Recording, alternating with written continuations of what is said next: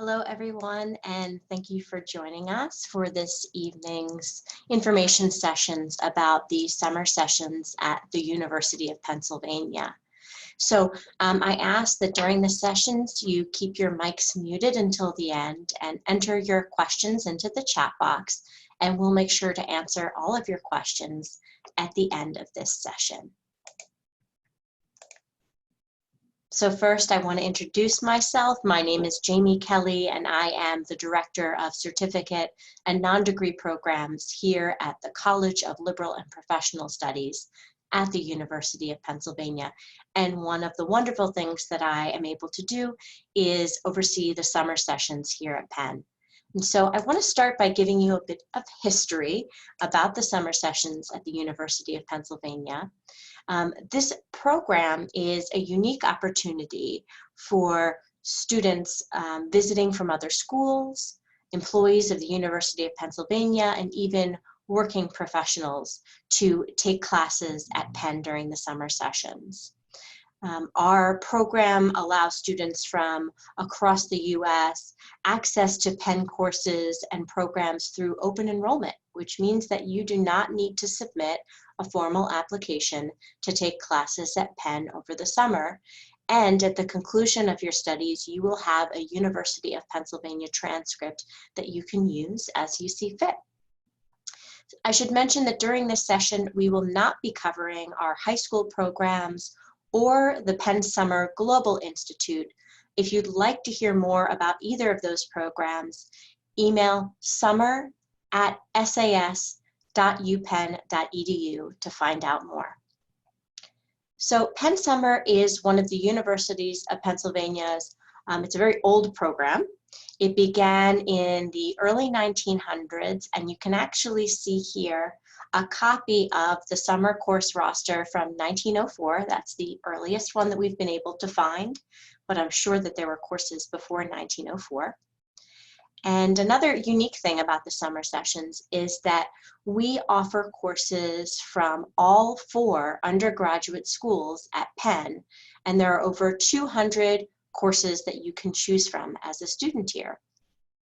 As a visiting student, you will have access to these 200 courses, and you'll be enrolled as a student at Penn over the summer. And as we continue in this information session, you'll find out about all of the wonderful benefits about being a student at Penn.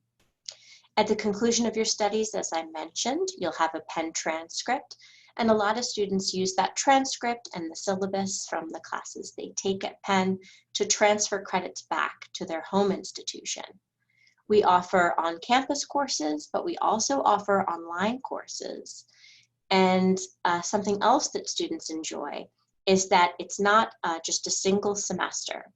We offer 2 sessions, session 1 and session 2, that are each 5.5 weeks, and then an 11-week session. So there's sort of 3 options.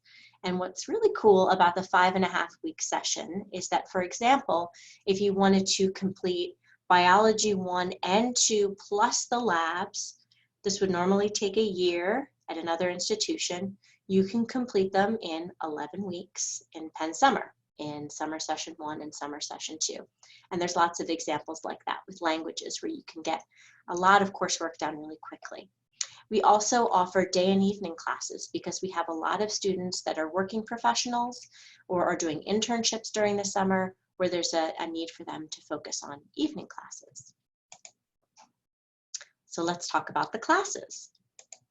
So I've personally selected some courses that are that are very popular amongst our students, or new courses that I think would be of interest.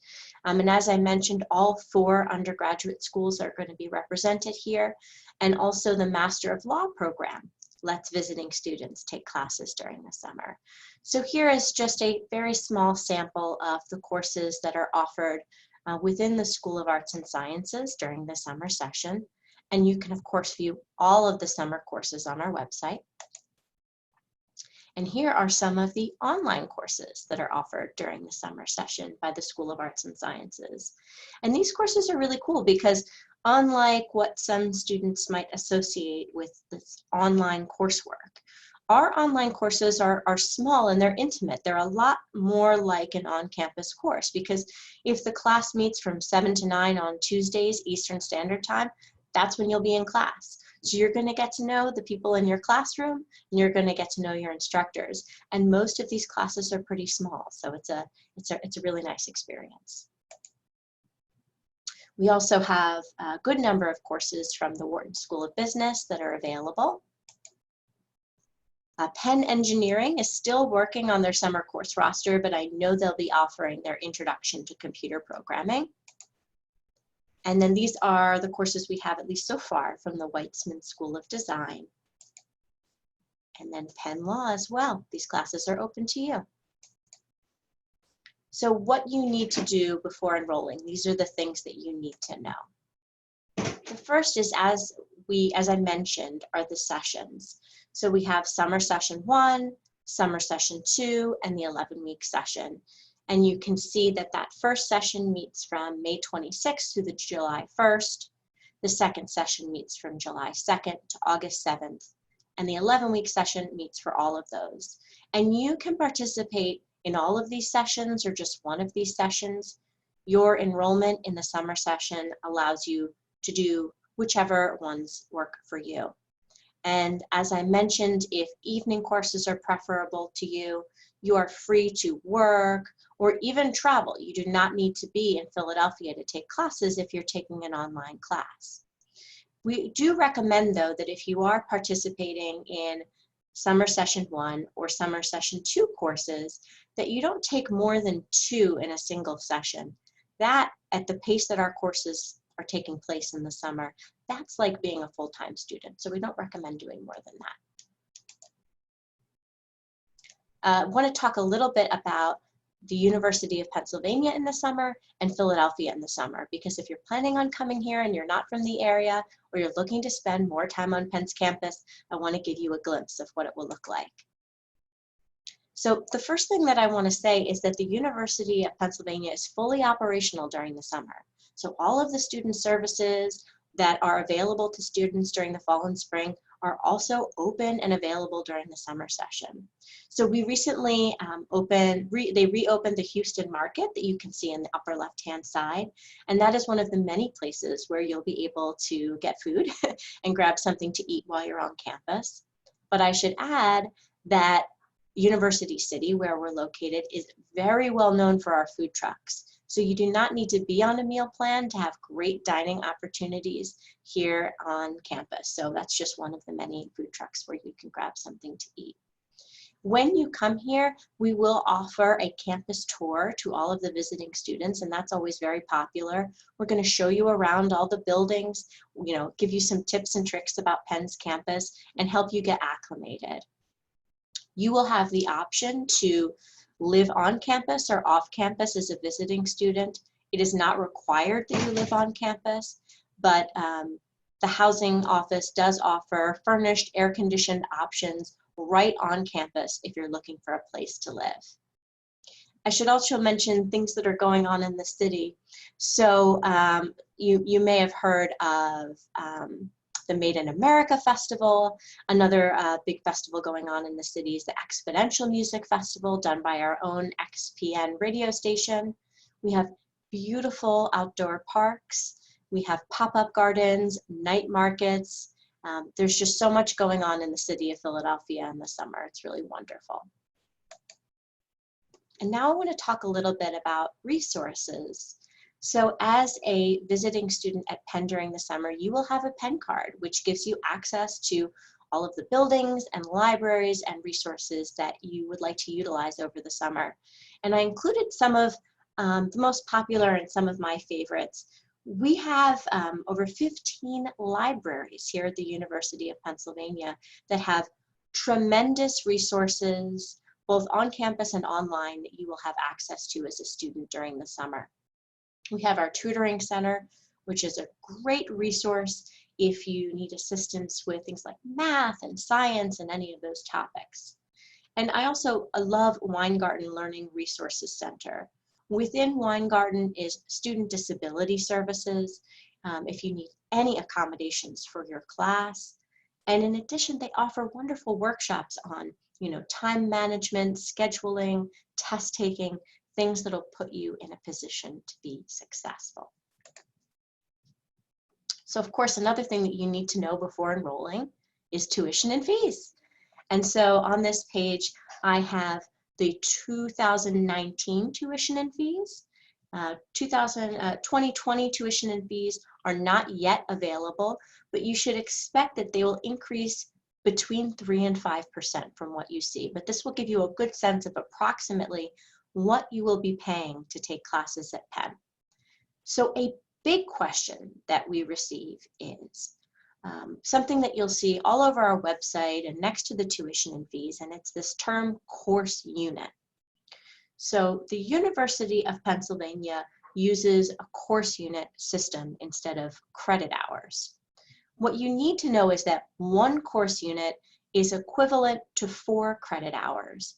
And in almost all cases, a course at Penn is a course unit. So as you peruse the summer course roster, you will see classes, and unless it says otherwise, the class is a 1 course unit course. Exceptions to that will be some of the accelerated language courses that are 2 course unit courses because they meet that much, and they are basically 2 classes condensed into 1 time period. And some of our science classes, the lab is a half a course unit, and you'll see that noted there as well. So that's something to be aware of as you view the tuition and fees, that the tuition and fees are based on a single course unit, and you just need to multiply if you're doing more than 1.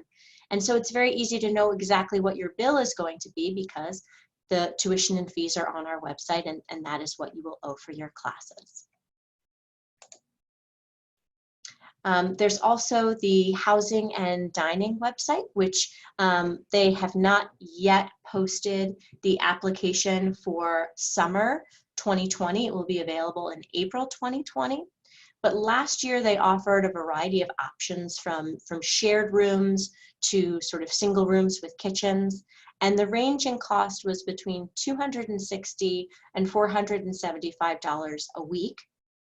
They also offer multiple dining plans should you choose to go on a dining plan with Penn. So now that you have the background information and you're ready to enroll, you may do so. We are already admitting students for summer 2020. And so on our website under enrollment and registration, you will see information on how to enroll.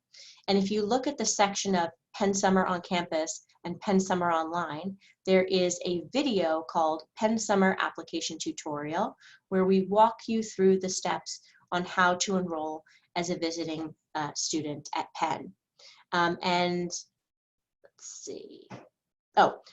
In terms of our open enrollment, we do require that the students are domestic students who have a high school diploma or GED, or international students who are currently studying at a U.S. institution and are on an F1 visa and are returning to their home institution in the fall.